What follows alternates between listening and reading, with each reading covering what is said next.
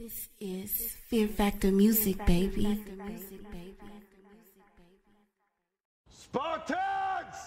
What is your profession?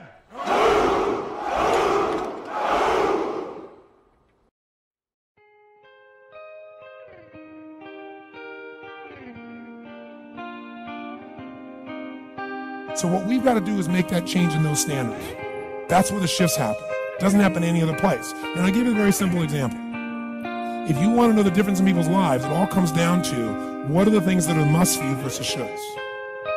So you've got to have some reasons that when life knocks you down, and it's going to knock you down. When people disappoint you, and that's going to happen. When they betray you, and that's going to happen. When they lie to you, and that's going to happen. When they say, oh, you can count on me, and they won't show up, and that's going to happen. When you want to throw in the towel and give up yourself, and that's going to happen. What reason can you remember that you can call on, that you can reach on, that can make you get back up?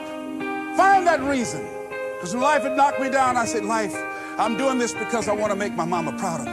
I'm doing this because I want my children to have a better life than what I have. I'm doing this because all my life I've been told I'd be a loser, that I wouldn't make it. All my life I heard people say, maybe take them back to the welfare department. I'm doing this to make them a lie. I believe like Frank Sinatra, he said the best revenge in life is massive success. I'm doing this so I can become massively successful.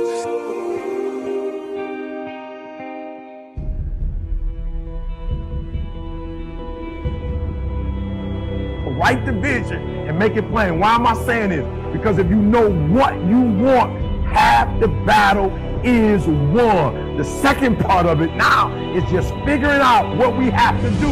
Listen to me, just figuring out what steps we have to take, right? What behaviors we need, what knowledge we need, what skills that we don't have now that we need to get so we can get to what we want.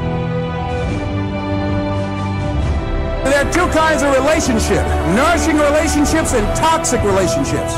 Nourishing relationships are the relationships that inspire you. They motivate you. They bring the best out of you. Toxic relationships are relationships with people that always criticize you. All they can do is find fault. All they can do is just exploit your weaknesses. All they can do is remind you of the mistakes that you've made in the past. These people are bad for your health.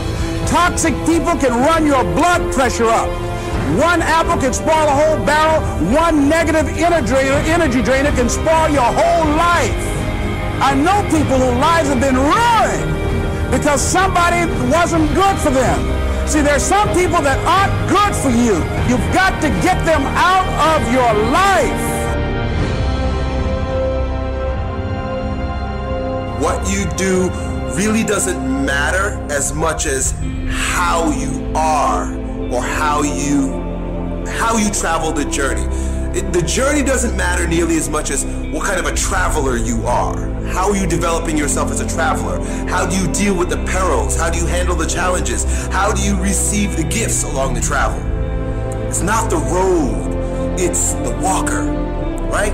So when I say damned if you do, damned if you don't, there could be two totally different roads, and you could walk this one, and it could be absolutely brilliant, but it also could be really fucked up. And you can follow this one, it could be absolutely brilliant, it could be absolutely fucked up. There's no fucking guarantee, absolutely none. The world will have you believe there's a guarantee, but there is not a single guarantee.